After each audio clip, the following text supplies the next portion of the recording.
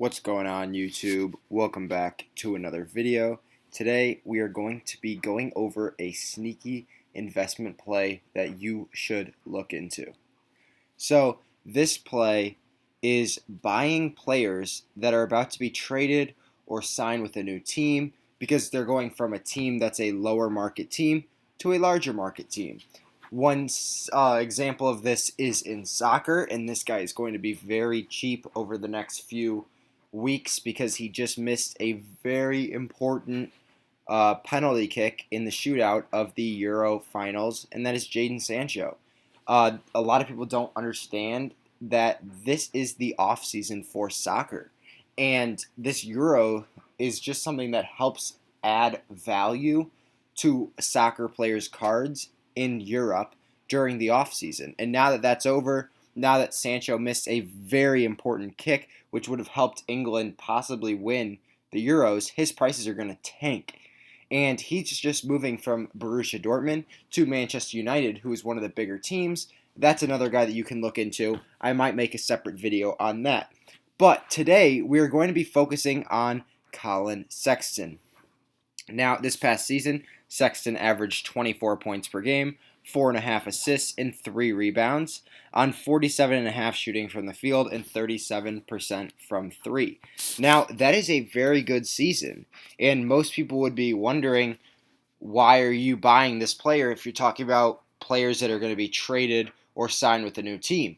Well, he is going into the final year of his rookie contract, and in the 3 years that he's played for Cleveland, they have not performed very well. I think their record was somewhere in the 20-53 range. I'm not 100% positive, but it's around that number. I think they had around 50 losses this past season after having a top 10 pick in the past 3 drafts. So Cleveland is saying, you know what? We have the 3rd pick in this draft. We're looking at a player like Jalen Green who could play our shooting guard role for much cheaper than what Sexton's going to want in a year. And Darius Garland can be our starting point guard and get those minutes without Sexton taking away any of his playing time because they want to develop Garland instead of having him share the role with Collin Sexton, which is a very smart move if you're choosing Darius Garland over Collin Sexton. Now, what does this mean?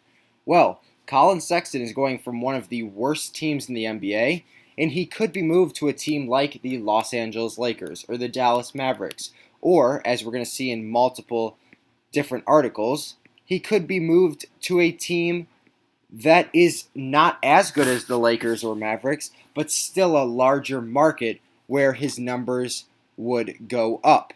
Now, according to Bleacher Report, Collin Sexton is very available in trades, which means that the Cleveland Cavaliers are currently shopping him. However, this is because he is not going to sign a max contract.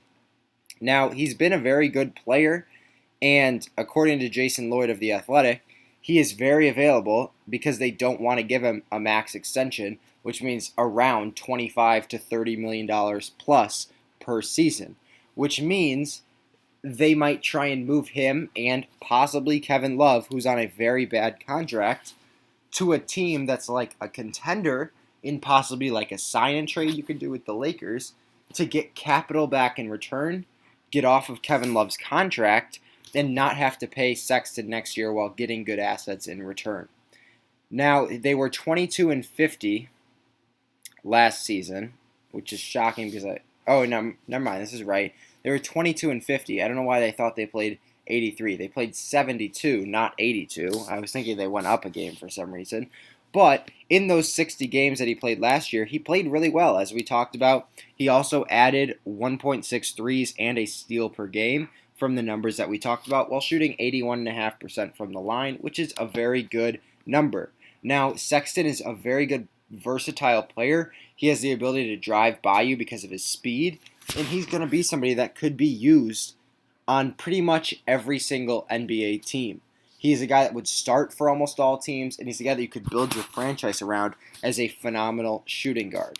Now, the reason they're kind of choosing Garland over him is they have 2 more years of Darius Garland instead of 1 for Sexton. And in Garland's second season, he averaged 17.5, 6, and 2.5 rebounds, which is more of a point guard-esque number. He has more assists per game, he's a stronger passer, and he's also a little bit better from the three-point line than Sexton is. Although Sexton is a better scorer, Garland fits that point guard role where Jalen Green, who the Cavs could select if available with the 3rd overall pick, would pretty much fit Sexton's current role. Now, I want to go over 4 possible Collin Sexton trades. I don't like this video playing. First off is going to be a possible trade to the Los Angeles Lakers. Now, in this trade, the Lakers would get Collin Sexton, the Cavs would get Kuzma, the 22nd pick, and a future second. I don't think this trade would go through. I think the Cavs could get a little bit more value than Kuzma in the 22nd pick in a second. I think maybe if that's a future first, maybe that's a little bit better of a trade. But I don't think Kuzma has enough value with the 22nd pick to even warrant anyone close to Collin Sexton, even if they're going into their last season. The next trade is also to LA, but this is to the Clippers for Terrence Mann, Ivica Zubac for Sexton and a first. Again, I don't know why Collin Sexton wouldn't be enough, but I do think that would be a really good return. I think Terrence Mann's really underrated. I think he kind of broke out a little in the playoffs, showing his versatility as a defender as well as his potential for high-scoring games. I think of him more as a sixth man, maybe not as a starter, but I do think Zubac is a really good player off the bench, backing up Jared Allen. I don't think the Cavs would want to play Zubac and Allen at the same time next to each other like it's saying here. I think in this NBA you would just be very liable on the defensive end to anybody that has a stretch 4 or 5, which is almost all NBA teams at this point. But I do think that is pretty good value for a guy that you're most likely not going to re-sign. I don't think that first-round pick is necessary. I think maybe they could even get a second in this trade without the first-round pick. Next is a trade to the New York Knicks. This has actually been pretty talked about. In the picture we see Obi Toppin, and it does include Obi Toppin as well as a future first. This is a trade that I think makes a lot of sense for both teams. The Cavs are currently missing one position on their team, and that is a strong power forward.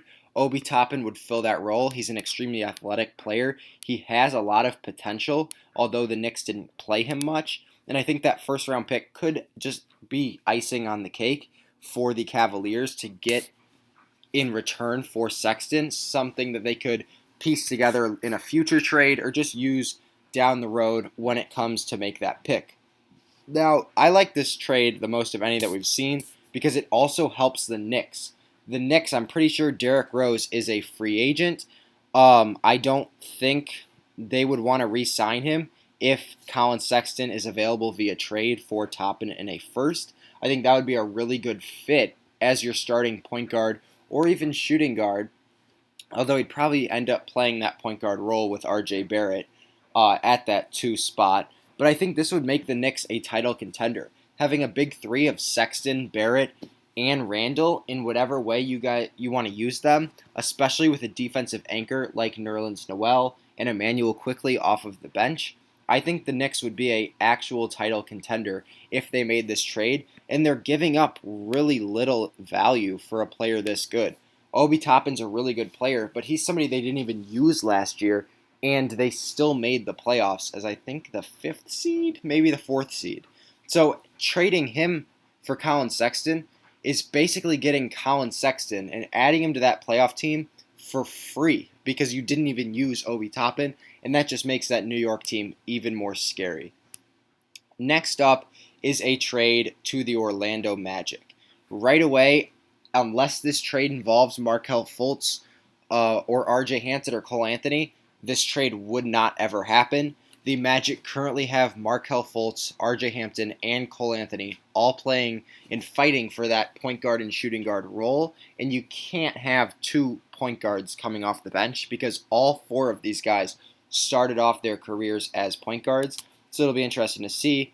And yeah, I don't think this trade would ever happen. I don't think the Magic would want to do this trade, especially not after giving up Wendell Carter and the 8th pick for another guard. The Magic are already really thin in their front court, so I think they would want to keep that power forward slash center of their future in Wendell Carter and that 8th pick rather than get another guard. Now that is it for this trade rumors. This is based off of Sportsnaut. I think this is probably the most reasonable trade that we saw. This Obi Toppin and a future first for Sexton. I think for Collin Sexton investors, you would be moving from Cleveland to New York, who is one of the biggest markets in the NBA. That would just instantly shoot up Collin Sexton's value. I think for any investors out there, if you're hearing more of this in the future and more of this talk of Sexton going to the New York Knicks, I would start buying, because no matter what happens, New York is a better place for Collin Sexton to be than Cleveland from an investor's standpoint, because there's more fans of the Knicks and they're a better team in a larger market, which means his value will go up. And then if he plays well throughout the season and the Knicks end up being that maybe a top 3 seed, which is very possible, I think his value is only going to shoot up more. He's most likely going to be an all-star on a playoff caliber team that has a chance to make it to the Eastern Conference Finals and possibly further. So I would look into investing in Collin Sexton. I think he's a pretty sneaky play, and I think it's a pretty smart play for investors to make that nobody's talking about. Do this if you want to possibly have a really high return on your investment. It is a very risky play that a lot of people might be scared of doing. But if you're into taking risks and you want to invest in a player that's most likely going to be good for the next 5 to 10 years, go ahead and make this sneaky play. I think it's a pretty low risk, high reward move, and not many people are talking about it. I just traded for an opulence out of 10 BGS 9 Sexton, and it was $575 in value. I think that's extremely low. Let me know what you guys think down in the comments below, and I'll see you guys in the next one.